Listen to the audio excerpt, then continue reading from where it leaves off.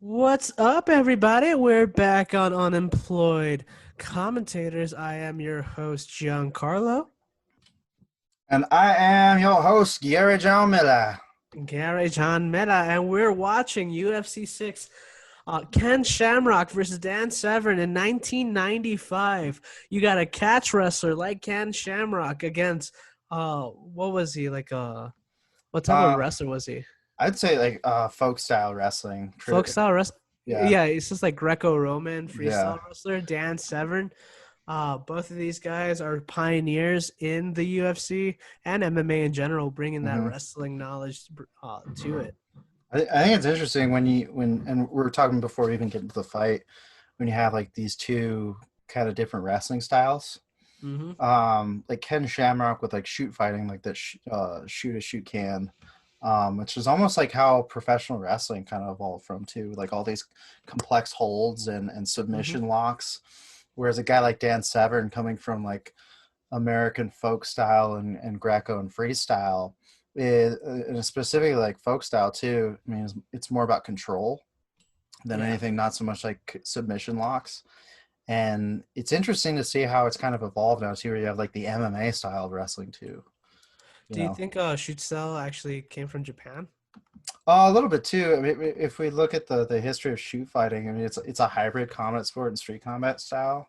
And it's from Japan, but it's got a lot of like there's Shuto a Shuto wrestler too, I think, who fought against Muhammad Ali in like early MMA. Was that Antonio Inoki? Yep, Inoki. Yep, and that was kind of like that roots of that stuff too. And I remember Ali was like his shins were so banged up too. Yeah, fucked up his legs big time. I think that was the first ever MMA fight. Yep. Japan. And it's interesting too, like that style, because I think Dan Severn, I mean, is like that early, and we talked. He lost his to get to the Olympics to Lubinach. I believe Lubinach was a Oklahoma State wrestler. I'll look that up to verify. I don't like talking out of my ass. That's me every day, dude. Yeah, all the time. Looked up. So Lubinach too. He won a gold medal in freestyle in the 220-pound weight class. For those who don't know wrestling, what's the difference between freestyle and then Greco? So Greco is entirely upper body. Like you'll penalize for using your legs. So and you get rewarded for throws, like a takedown in Greco. And it kind of always changes the freestyle in Greco, because I think there was for a moment you couldn't get points for pushing out of bounds, but now like you can get points for pushing out of bounds. There's parterre for a while too, and I think they just changed that too, and I'm interested to see how it kind of changes once COVID ends. Freestyle is the Olympic style you most often see, where it's like takedowns, and then if you expose, it's more about exposure. So exposure to your back is a point. Okay. So I take someone down and then expose to their back, but if you take someone down, they get like 30 seconds to turn somebody. Do you think freestyle is the most realistic style when it comes to wrestling? I think it's the most explosive. Really? I don't know about the most realistic, because I mean, like when you're down, I think what I like about folk style is like when you're down, you have to learn to get out and escape. Yeah. So like college wrestling, which is essentially like the pros of folk style, you can get riding time too. So if you get like rode out, you get another point. And that's all about like, I think that's all about the most realistic, because like if somebody doesn't want to let you up, they don't have to. you have to figure out a way to get out. Isn't that like why Randy Couture is just so like he was just so like how do you say so dominating as a wrestler because he was actually a Greco-Roman wrestler. Yeah, and he's I mean that clinch too from being a Hmm. Greco-Roman wrestler. I mean I think that translates well when you talk MMA to even like uh fucking and I'm sure our last guest Sky could even probably back me up on there, but talking about putting that clinch to Muay Thai too and Hmm. transitioning into working out of that. Um, yeah, I definitely think that that helps translate too because when you're working Greco even you're doing a lot more like underhooks and upper body stuff and how to work from there and score without That's even using crazy. your legs. Yeah. That's fucking crazy. That their upper body strength must be so fucking out of this world. There's guys. I mean, like there's a lot of shit talking too. I think too where people are like, I've even had like old coach of mine. Like there's a another coach who's an Olympian for Greco, and he'd always give him Damn. shit. He's like, oh yeah, you can be an Olympian and not using your fucking legs. Yeah, you know. But to me, I'm like, you're all fucking badasses. But What was your I, style of wrestling that you like the most? folk style. I like Folk style? freestyle. I like freestyle though too. Um, Greco was always fun, but I think it's tough to learn the rules when you start like most American kids start wrestling folk style. Damn. And then it was easier doing freestyle than Greco. Damn. 100%. I feel like it's a lot more technical though, freestyle. In a Def way. I definitely feel like you have to have a lot better body position. Hmm. Like you can't wrestle funky um in freestyle because you'll expose your back. Yeah. So, but like if you go heel overhead here, if you throw somebody, it's 5 points. But you can still attack the legs though as a folk Freestyle, style. yeah. Folk style free, yeah. And then like you could tag somebody if you turn them. I believe if it's 6-0, it's a tech. I want to say I feel like I'm wrong on that, but yeah, you could tag somebody or pin them if both their shoulders touch the mat and freestyle or Greco. It's done, and that's a pin. Damn. Just 1 second, boom, done. Dude, Dan Severn pulled out that mustache perfectly. Yeah. Oh, He was that like, oh, peak dude. peak like old masculine tough guy. Yeah, for You know what real, I mean? dude. He was like Like one of my main inspirations when I had a mustache. when you look at his size statistics, see, it's like 6'2", 260 pounds. And then like Ken Shamrock's like 205 pounds. Yeah. And this is like those old guys like back in the day were like, dude, my grandpa used to be so big and fucking mean. Yep. I You love know. the fact that they were wearing wrestling shoes back then. Oh yeah. Well, like that old so I'm sure we'll get into was it Art what was his name? Art Guile, who wore a boxing glove. Oh yeah. I forgot his name, but I know it was Art Bar. I'm gonna look this up now. Art Jimerson. Art Jemerson, yeah. Yeah. There's actually where they're at now on the UFC Fight Pass, Hmm. and he talks about that, and that shit killed me. Well, it's like at that point too. It's like it's there's no like governing body, man. It's just like we're gonna figure this out as we go along. You know, what I mean, even like the when it's like no holds barred, and like Yeah. you can eye gouge, and that dude is just railing on his nuts. Yeah, he's just punching his nuts. You know what I mean? It's like when we talk about like true fighting, and you're like asking me about wrestling, it's like yeah, I mean, even like a lot of holds in folk style don't do shit when you face a jujitsu guy. Damn. 'Cause it's not gonna help. Like go ahead and fucking try to do a leg turk on somebody who's already on their back. They don't give a shit. Mm-hmm. Mhm. Dude, this is like such a classic grappling match too, Oh yeah.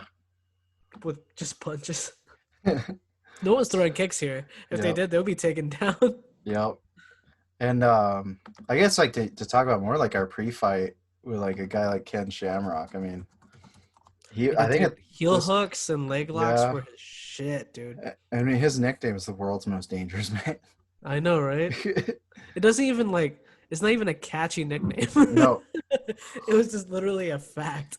you have Dan Severn, the Beast. Yeah, okay. Mhm. Um, Yeah, the Beast Severn.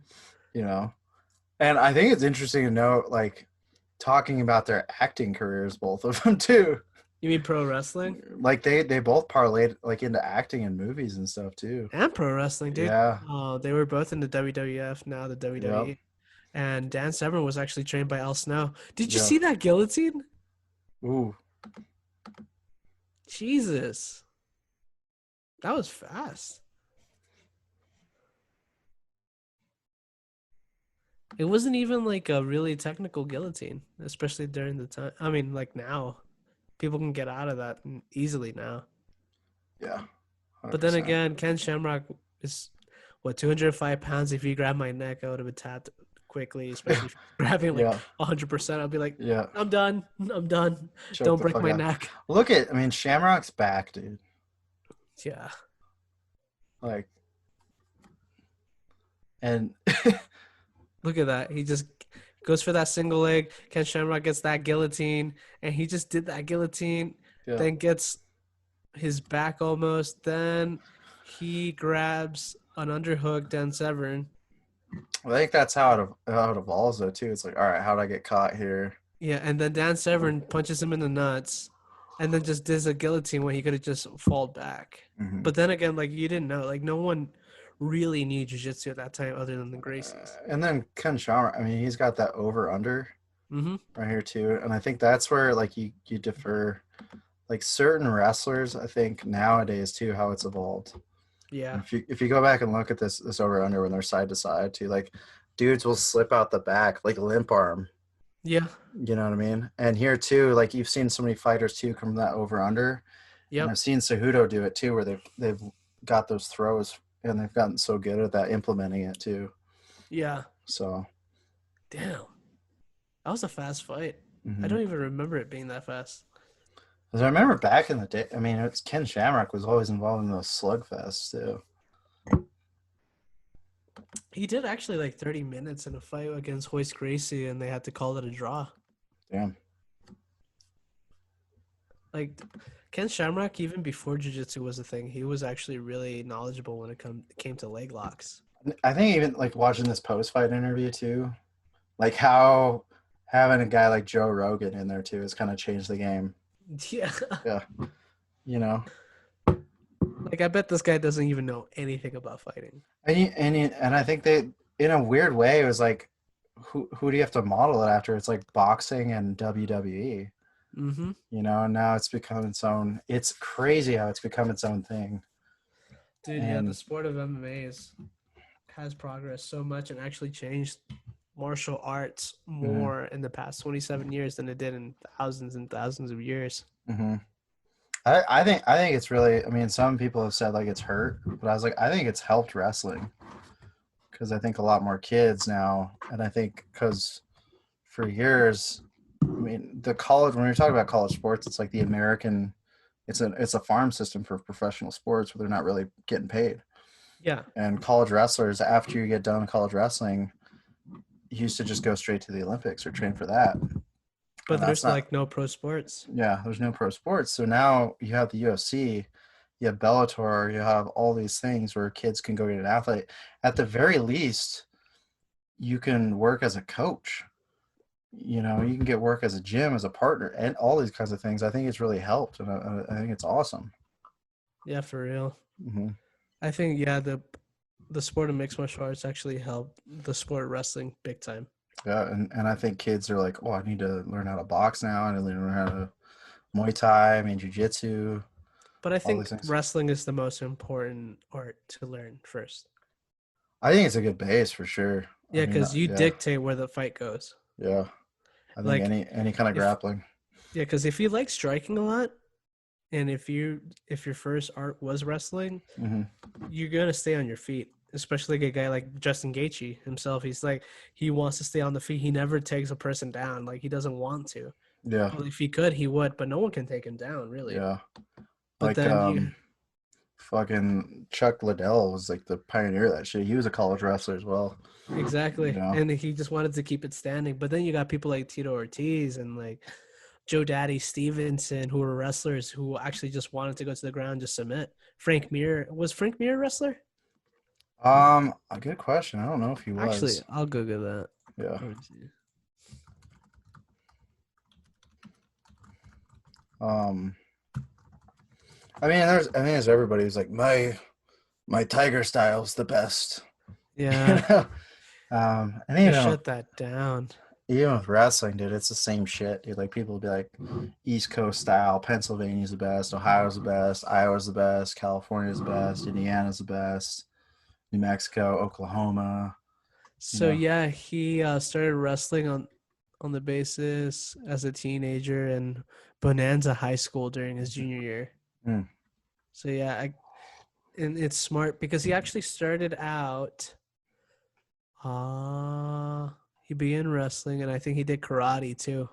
mm. Yeah, American Kempo. Dude. So I'm trying to verify this too. Completely different thing, but Dan Severn was in Rudy. Oh, that movie, really? Yeah, That's crazy.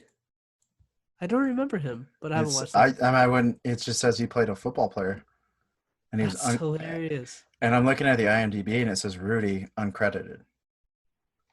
That's crazy. Yeah, now I'm like, it was one of my favorite movies growing up, but I'm very interested. Yeah, now I want to watch it again. And be like, Mm-hmm. oh, there he is. Yep. That's amazing. And like talk about like quick fights. So I think this is why like my dad in MMA has kind of been like he'd rather watch boxing Because it because goes like down the line. yeah, and like this shit, it's like he's like oh, it's like when Ben Askren got knocked out, he's like that's just luck. He's like who gives a and he's just for him. He's like you could just get lucky and knee a fucker in the head, you know. And I was like I see where you're coming from, but I was also like that's kind of the point, man. Like you could fucking knock somebody out with all kinds of weapons. Bro, what's funny is that I told Nora, hey, watch this fight. It's probably going to be fight of the night. Because Mm-hmm. I was always like a huge Jorge Masvidal fan. Yeah, And I was like, watch this fight. Watch this fight. yeah. And then when that happened, I was like, I didn't expect that. like, Like, I was more like believe- this one, I mean, it's so short. Just you just get a headlock on somebody, get a good guillotine, and boom, done. I know. And like, now the best way to get out of that is actually just to go forward, get on side control, put your chin on their ribs, and just pop out because you can't really choke someone if you're on top of them. I think how like moves have evolved Mm-hmm. all around. Like watching old Dan Gable, and then watching Kel Sanderson, and then now watching guys like Bo Nickel and stuff like that, and even like Ben Askren when he was wrestling at Missouri, and how it's just the style has changed so much. And part of it is when rules change too. You gotta figure out how to win better. Ben Askren is he was in the Olympics, right? I believe he tried to make the team but lost. Oh, really? Yeah. But he was actually a prospect, right? When it came Yeah. So he lost in the trials, but then he went to MMA. damn. Yeah. And he fucking killed it, man. And I feel like But he was he on wants to be in the a UFC earlier. he was on a world team though. Oh, okay. Yeah. That's amazing, man. Yeah. So he did go to worlds, but like Olympics every 4 years. I mean and I think your body breaks down too. Yeah. So fast in that sport, it's tough to. And what I think is so phenomenal about guys like Jordan Burroughs, I mean, he's been fucking top competitive for years and years. Really? How old is he right now? A little older than us, I believe, like in his 30s. Holy shit! Do you think he would actually go for MMA? 32. He said he doesn't want to, and that he's just wanted to wrestle. But since being on the world stage since 2011 and last year taking bronze. To me, that's unreal. That's fucking insane. Especially like you don't even make money from wrestling. Yeah. No, and that's what I guess I feel like John Jones has been top for so long too, and maintaining that body. I think it's hilarious though that his last win in freestyle matches was against Franklin Gomez from Puerto Rico. Who's it? Burroughs? Yeah. Yeah. He is a Dominican-born freestyle wrestler who represents Puerto Rico. So he's Dominican. Damn. Yeah. He won the title, NCAA Division I title, 133 pounds. But it's crazy, man, because like no one really showed me where to wrestle at in Puerto Rico. Like there's no high schools that had that. So I'm like wondering how. Because you've talked about MMA from Puerto Rico too, and It how fucking you kind of get sucks. it, yeah. Because like we had very different. I mean, I'm in. I feel like I've been in the heart of it in Colorado Yeah, for sure. for forever. Where like it was just casually where like I just knew all these professional MMA fighters That's because they're crazy. they were always coaching us, or they'd go in the room like up in UNC. I mean, I could talk to my buddies Rocco DePaulo, where like it was GSP and Shane Carwin and That's all those insane. people, and that's where like Gagey was at too during that same time period, Mm-hmm. and his former head coach Ben Charrington, who was a national champion, and That's insane, dude. Ben Charrington's still coaching, and he's helping with high school too. Yeah, You know, dude. I actually got like starstruck when it comes to like UFC fighters when I moved here, for hmm sure. Because I was just like, you don't. I didn't grow up with that. I grew up yeah, watching them on TV only. They were like celebrities to me. yeah. I mean, I get it, dude. It's 100%. I was spoiled Yeah, with like like the you don't know. yeah. I mean, I lived down the street from a 4-time state champ, and then another 2-timer and another state placer, and two of them wrestled at Air Force as D1 wrestlers. And the Nissans, I mean, they were my heroes growing up, and they're just down the street. That's insane. Yeah, and I mean, it's kind of everywhere. I mean, you kind of meet people. Ian Heinisch was the older kid at our high school, and he was Yeah. the stud who we were all terrified of. I mean, I was scared shitless. I was like an 8th grader, and he was a junior in high school, and he was the scariest human being I've ever met in my life. I can imagine. And this is like, yeah, this is pre-prison Ian Heinisch, and like he had a sister as our age, and there was like nobody dates your sister. Like it was like terrifying. I was like, when people were like want to just absolutely terrify this guy, I was like, he's gonna beat everybody's ass if we even like look at his sister. There's always that one guy for Yeah, sure. yeah, and he just do all kinds of crazy shit that I'm like, and like those are the people I was around, and then they're fighting the UFC now. I was like, yeah, that makes sense. Damn, dude. I Yeah. know this up and comer here in Albuquerque who's like becoming a star in Bellator, Aaron Pico. Oh yeah, Dude, he's fucking dope too. he's a killer, man. I'm excited to see his growth in the sport for sure. Which is like crazy. Like Shamrock was such an anomaly, I think, in many ways, and like there's so many people who look like him Yeah, now. for sure. You know, All and these like wrestlers that are like submission specialists mhm. remind me of Ken Shamrock. What was it the Gary Tonin, right? And Dude, stuff. Yeah. yes. The Danaher Death Squad. Yeah. Yeah. Yeah. But yeah, And Gary Tonin, dude, that guy's a fucking he's something else. I had him all nasty on the baby, and that yeah. guy, he's funny as shit, dude. Oh, I love his shit, dude. Like he's the kind of guy where it's like you would love to roll with because you learn so much shit from him. Mm-hmm. You know what I mean? Like just picking his mind would be so awesome.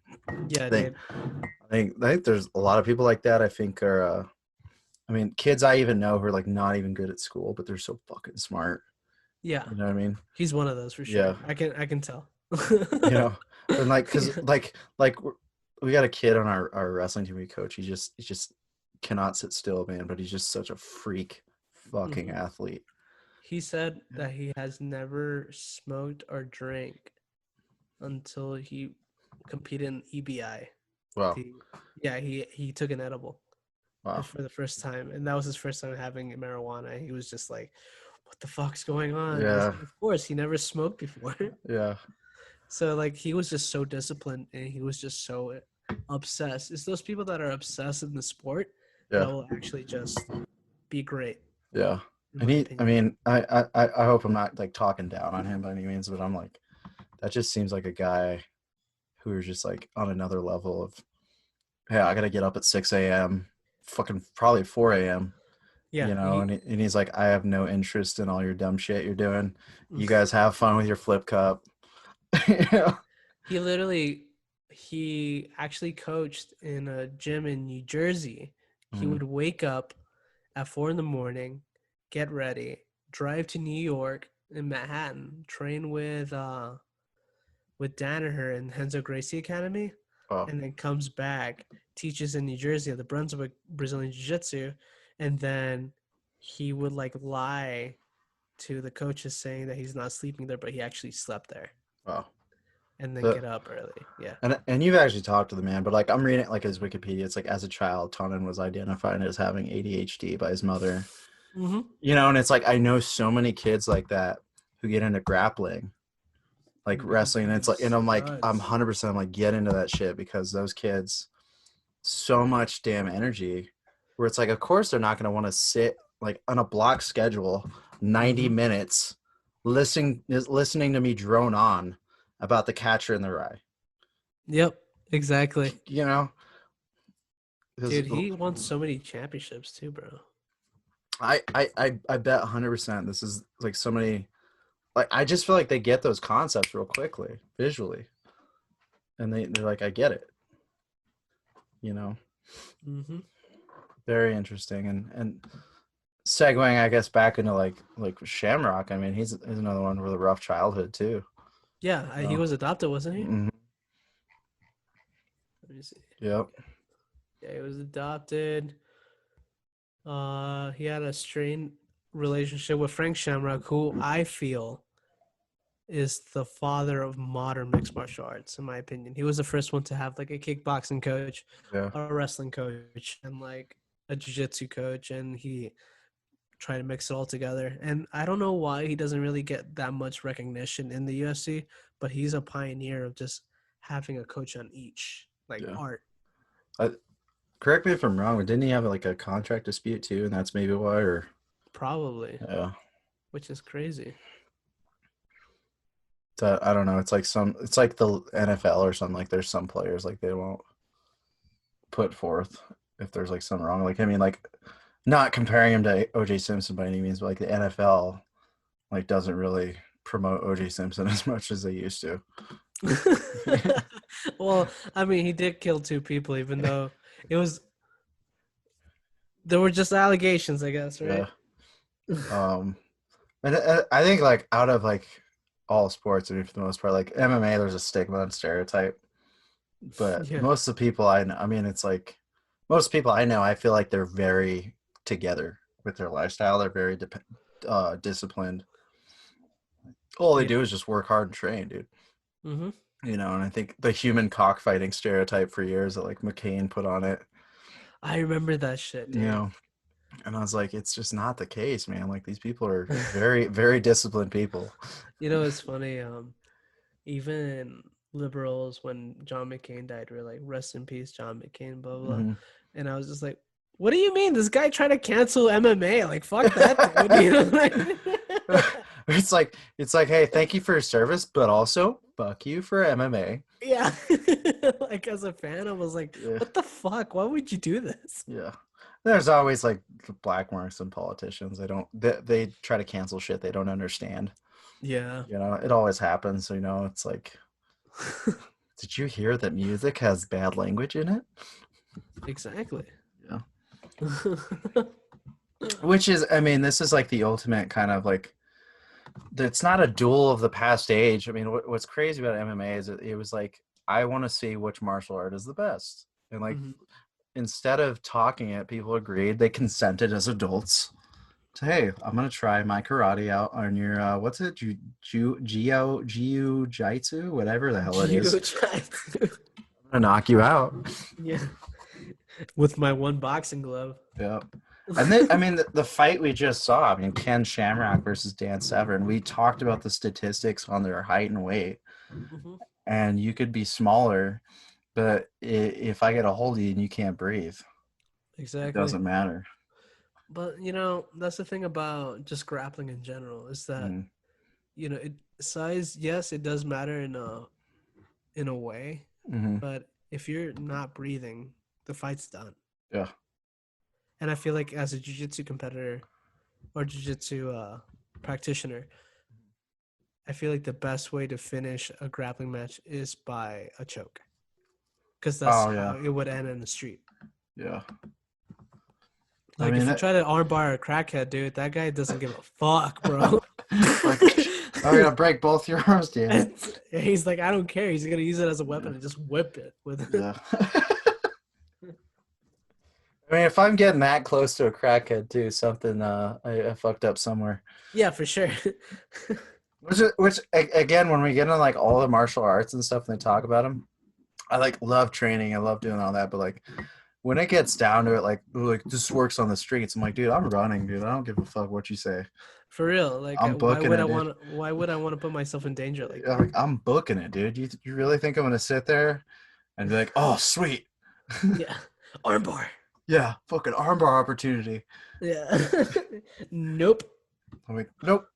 And and I swear to God, I'm gonna run into the first building I find, hide, and be like, some people are after me and they want to kill me. For real, man. You know. Oh man. So do you want to end it at this note then, brother? Okay, so hey, let's closing thoughts on this, brother. Yeah. We'll wrap it up. This is our shortest episode by far of Unemployed Commentators. Yeah, for sure. I think this is a little interesting drive home episode maybe. Yeah. After a long shift for sure, and they have to Yeah. drive like 15 minutes. Yep. So don't full of doubt. We'll have some cool stuff planned for the next time too. Yeah, for sure. I feel like in other episodes we're gonna be trying to do one like long episode and then one short episode. I think that's actually a good plan. Mm-hmm. Actually, and what I think is that Ken Shamrock, Dan Severn, Hoist Gracie put grappling on the mat, Yep. on the map, and on the mat. No question. Yeah, when it comes to grappling and MMA, they changed the game big time. I think Ken Shamrock doesn't get enough recognition as a grappler in the sport of MMA. And yeah, dude, that fight, I think they had like a bunch of other fights too, if I'm not mistaken. Let me just Google that right now. I think my kind of closing thoughts too. It's like anytime I think the whole kind of I guess point of this podcast too is like seeing how things evolve and seeing where things come from and if they still stand up. Mm-hmm. And obviously like a lot of this stuff is dated in the fight. Yeah. I mean, like I haven't seen people wear like those bikini bottoms in forever. I know. You know what I mean? You know what I mean? Or like the boots, and it's interesting how there's a uniform now. There's sponsors for things become more organized over time. There's a ruling body, there's a commission. Yep. And now it's an actual MMA is an actual art form. So they had another fight after this one. It was in UFC 9. And he lost by split decision against Dan Severn. Damn. In Alabama. And that's another curiosity too. I think if we watch that, talking about like how to judge properly. I feel like this whole boxing like 10-9 program or 10-8, whatever it is, doesn't suit MMA at all. No, it doesn't, because like sometimes a judge will score a takedown more than a knockdown. Yeah. And I don't think, I mean, then again, if there was a takedown, but then there's control, then yes, it should be a 10-8 round. But if it was just a takedown, then it should just be a 10-9. But then if you knock that person down, then it's a 10-8 round. But then if that person that got knocked down does a takedown and controls the rest of the fight, and let's say it was like 4 minutes in, yeah, how do you score that? My casual, I think, of one that I think was controversial recently with Max Holloway versus Volkanovski. And I think that's something similar where I thought like the first 2 rounds, Holloway, in my opinion, I was like Holloway won those first 2 rounds. Yeah. I just didn't think I think he got out wrestled the last 3. That's a hard one because But then again, when I was watching it, I was like, yes, Volkanovski won that fight. Yeah. Like I felt like he won that fight. But then I rewatched it and I was like, that's a hard one to tell. Yeah. And that was like a one where like another thing where it's like, okay, if there's a clear-cut winner, like I think part of me is like curious too if it's still going to evolve now, because like back in the day there was no time limits too. You just go till somebody knocked you out or you won, or then you're fighting multiple fights in one night. And now it's like, I think when people are complaining about the Usman fight too, it's like how do you get the sport even more fast paced, even, you know what I mean? And it's that like fight pissed me off. But I'm curious now too. Is it going to be like freestyle too now, where it's like, or like freestyle wrestling, where it's like, hey, we're just going to keep going until So pull you up. I felt like that Kamaru Usman fight when he had him against the cage and he didn't really do much. All he did was stomping his feet and like use his shoulder. Mm-hmm. That should have been separated Yeah. because it's, That's my curiosity is like they're gonna be like, okay, no action within 15 seconds, move. yeah, because it was an Yeah, action like what yeah, stomping the feet. yeah, Like Jorge Masvidal said that he could have fought like the next day. He yeah, didn't took any damage whatsoever. Really, yeah, he didn't really take any damage. I felt like damage wise, Jorge Masvidal did a lot more, yeah, and that's with Kamaru Usman controlling the fight the whole time. yeah. And then I mean we're casual guys who don't compete, but still it's just like Yeah, how do you create that more action? It's like they should have just separated. It's like someone that's yeah, in guard. Someone's in guard for like more than 15 seconds. They would just stand them up yeah. if they're not doing damage. And I felt like Kamaru Usman, even and like that's Jorge Masvidal's fault too. Mm-hmm. Like for not knowing how, like not knowing. It's just he couldn't defend it, and especially taking the fight 6 days notice, losing 20 pounds, It's a and like fucking holy I mean that shit was plus jet lag and plus like he ate pizza on the way there, of course, yeah, and he still fucking made the weight. yeah, Like he wasn't known for cutting weight either. He yeah, missed weight a bunch of times as a lightweight. yeah. So like I felt that one full training camp, I feel like Ori's Masvidal is championship caliber. I've been saying that since Strikeforce when he fought against Gilbert Melendez. Mm-hmm. And like his footwork, his boxing is just that beautiful Cuban style boxing that he has, and his wrestling defense. He has Colby Covington like level wrestling, Yeah. and like I feel like he just got gassed. I was like this guy's I don't know what I thought, but I was like, all right, this guy's game at least. Like he didn't give a fuck. He'll fight when he knocked that dude out or Mm-hmm. smacked him butt backstage. Yeah, and for I real. and I was like, okay, this guy's a different breed. Yeah, for real, dude. He is not a gimmick. Yeah. He himself is a gimmick. Yeah. It's like I didn't know about the Kimbo Slice shit until like this year. And it Yeah, was dude. like and even seeing that fight when I was a kid, I didn't realize it was him. I mean, I wouldn't have put two and two together. Yeah, dude. This guy even submitted Michael Chiesa, who's a huge submission artist. Mm-hmm. Is his name Michael Chiesa or Kiss? I don't know how it's. Chiesa. I definitely met him at a bar too. Really? Yeah, and it was, dude. Here's the thing about like again, like when you're watching on TV, like you always gotta humble yourself, like no matter what.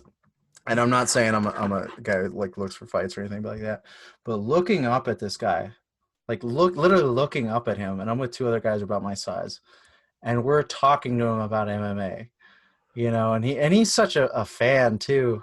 We were talking to him about Gage after the fight, and Edson Barboza, and just looking at his fucking ears. I'm looking at his height, and I'm going, dude, who the fuck would ever mess with this guy? And they're all like that, dude. Mm-hmm. It's funny because he fought Diego Sanchez last year, Yeah. and the way he handled Diego Sanchez in that fight made Diego Sanchez look like a purple belt. No, actually, like a white belt against a purple belt or a black belt. And Diego Sanchez is a black belt. And I remember the guys, they're like pointing out, they're like, and I didn't know who he was, but they're like, there's Michael Chiesa. Choose. And I literally go, who the fuck is that? You know what I mean?